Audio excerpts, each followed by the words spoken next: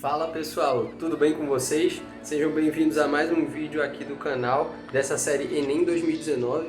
Hoje a gente vai resolver mais 3 questões que envolvem os assuntos de multiplicação e aproximação, notação científica e proporções. A gente vai ver mais uma questão que eu gostei bastante, que fala de jogos online.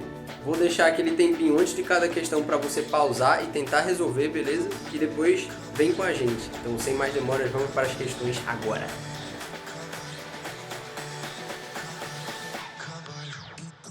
Bem-vindos, pessoal.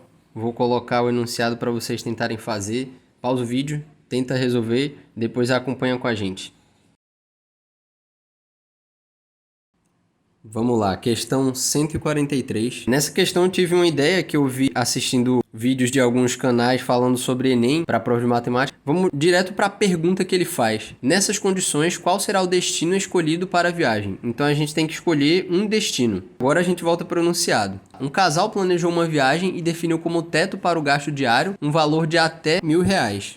Antes de decidir o destino da viagem, fizeram uma pesquisa sobre a taxa de câmbio vigente para as moedas de 5 países que desejavam visitar e também sobre as estimativas de gasto diário em cada um, com o objetivo de escolher o destino que apresentasse o menor custo diário em real. O quadro mostra os resultados obtidos com a pesquisa. Então, a gente tem essa tabelinha que do lado esquerdo aqui a gente tem os países, depois o nome da moeda, e aí o que realmente importa é a taxa de câmbio e o gasto diário. É uma questão bem simples que a gente vai ter que fazer à primeira vista, uma multiplicação de todos esses valores e ver qual é o menor deles. Se for abaixo de R$1.000, então tá ok e a gente seleciona a alternativa correta. É importante notar que as alternativas não estão na ordem dos países. Por exemplo, a França, que vem primeiro, ela é somente a letra D na hora das alternativas. Então, preste atenção na hora de calcular. Vou fazer dessa primeira maneira, a gente fazendo todas as contas e depois dar uma ideia para tentar resolver de uma forma diferente, mais rápida. Para a França, a gente tem uma taxa de câmbio de 3,14 para R$315 gastos por dia. A gente faz essa conta aqui, demora um pouquinho. Aqui. 989,10. Do lado a gente faz Estados Unidos. 2,78 vezes 390.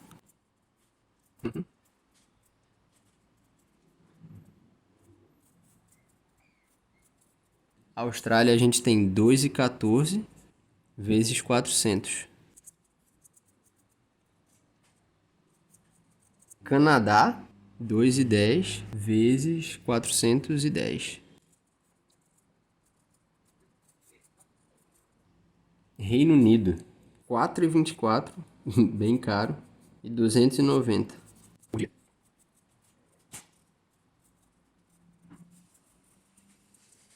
Reino Unido. E aí, como a gente pode ver, o menor valor é esse de 856, que é a Austrália, e nos leva à letra A.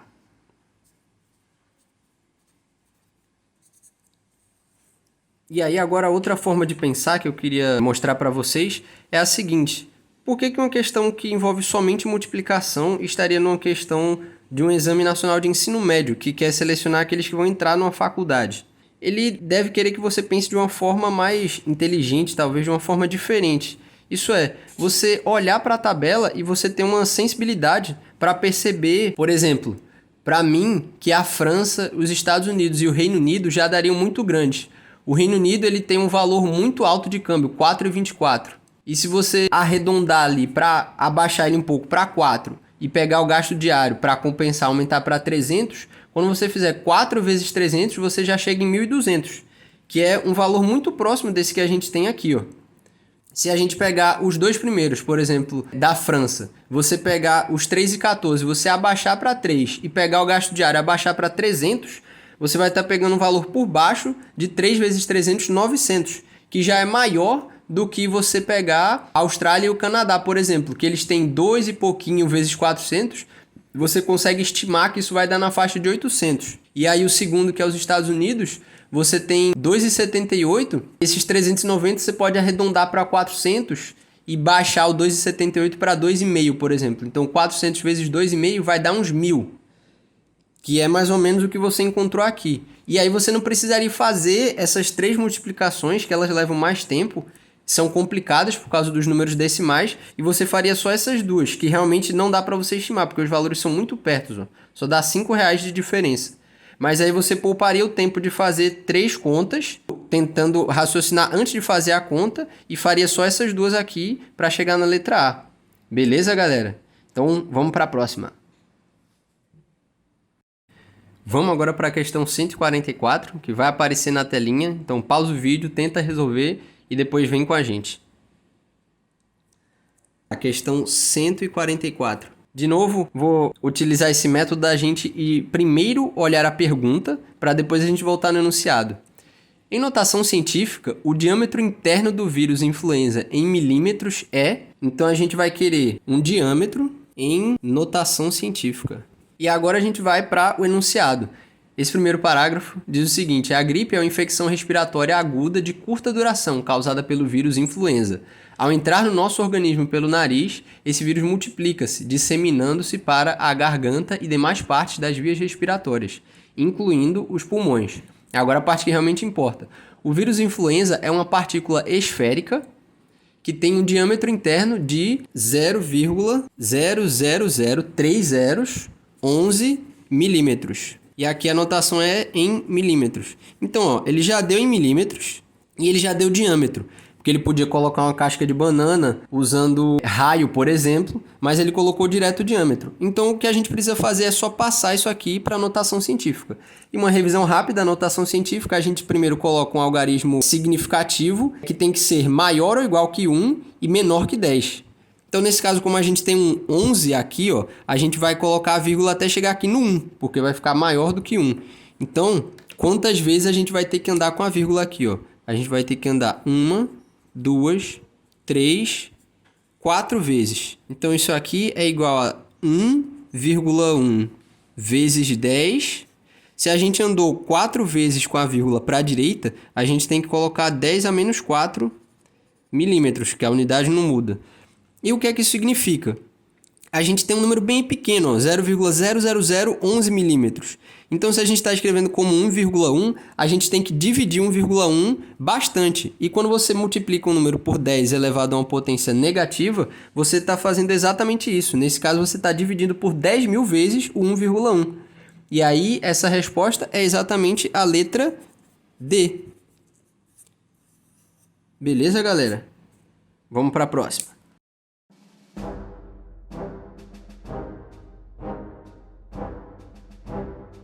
Vamos agora para a questão 145, finalmente a questão do RPG. Deem uma olhada aí, pausem o vídeo, tentem resolver e depois segue comigo.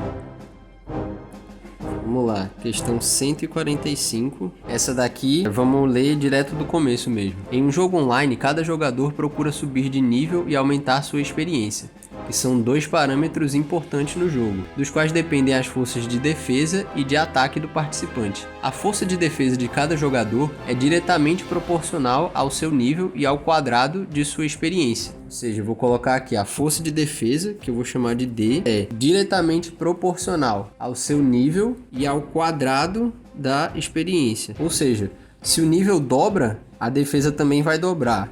Se a experiência dobra, a defesa vai quadruplicar, porque está elevado ao quadrado. E aí ele segue falando da força de ataque. Enquanto sua força de ataque é diretamente proporcional à sua experiência e ao quadrado do seu nível. Ou seja, é só trocar essa proporção. A força de ataque, ela vai ser proporcional à experiência e ao quadrado do nível. Ou seja, voltando àquele mesmo exemplo, se a gente dobrar a experiência, a gente dobra o ataque.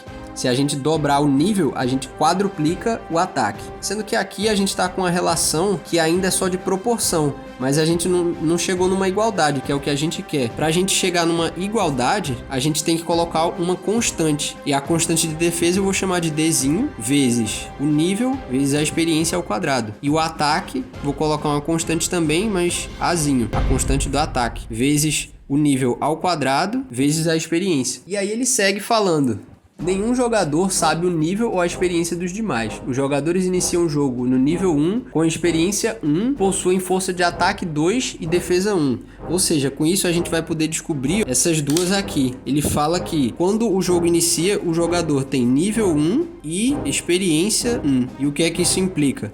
ele fala que a defesa do jogador vai ser igual a 1, que o ataque vai ser igual a 2. Então, se a gente substituir cada uma dessas aqui, para o D a gente vai ter, ó, Dzinho vezes o nível, que é 1, vezes a experiência, que também é 1, ao quadrado, é igual a 1. Então, disso aqui a gente acha que o Dzinho é igual a 1. Já no ataque, a gente vai ter o Azinho vezes o nível ao quadrado, que é 1 ao quadrado, vezes a experiência, que é 1, é igual a 2 agora. Então, 1 ao quadrado vezes 1 dá 1. Então, a gente vai ter que A igual a 2, a constante de ataque. E aí, a gente pode seguir. No enunciado, ele fala: nesse jogo, cada participante se movimenta em uma cidade em busca de tesouros para aumentar sua experiência. Quando dois deles se encontram, um deles pode desafiar o outro para um confronto, sendo o desafiante considerado o atacante. Compara-se, então, a força de ataque do desafiante com a força de defesa do desafiado e vence o confronto aquele cuja força for maior. O vencedor do desafio aumenta seu nível em uma unidade. Caso haja empate no confronto, ambos os jogadores aumentam seus níveis em uma unidade. E aí ele vai para a pergunta final mesmo. Ele quer saber: durante um jogo, o jogador J1 de nível 4 e experiência 5, ele irá atacar o jogador 2, que tem nível 2 e experiência 6. Então, esse cara aqui é o atacante, a gente precisa atacar o ataque, ou a força de ataque dele, que vai ser o Azinho, que a gente calculou como sendo 2, multiplicado pelo que? O nível ao quadrado, 4 ao quadrado, e a experiência dele, que é 5. Então, aqui a gente tem 2 vezes 16 vezes 5. 2 vezes 5 dá 10. 10 vezes 16, 160. E aqui para o jogador 2 a gente tem que calcular a força de defesa dele, que vai ser a constante de defesa, que é o Dzinho, a gente encontrou que é 1, multiplicado pelo que? O nível dele, que é o 2, vezes a experiência agora ao quadrado, 6 ao quadrado. Então a gente tem 2 vezes 36, que dá um total de 72. E aí a pergunta que ele faz é: o jogador J1 venceu esse confronto porque a diferença entre sua força, que a gente calculou aqui, e a força de defesa de seu oponente era, ou seja, só fazer essa continha aqui agora, 160 menos 72. E aí 0 menos 2 não dá pra fazer, então a gente tem que pedir emprestado aqui o 6. Aqui ao invés de 0 vai ficar 1, 0 agora. 10 menos 2, 8. Aqui é a mesma coisa, 5 menos 7 não dá, então a gente vai ter que pedir aqui pro 1. Aqui vai ficar 15 menos 7, 8. 88, que nos leva à letra B.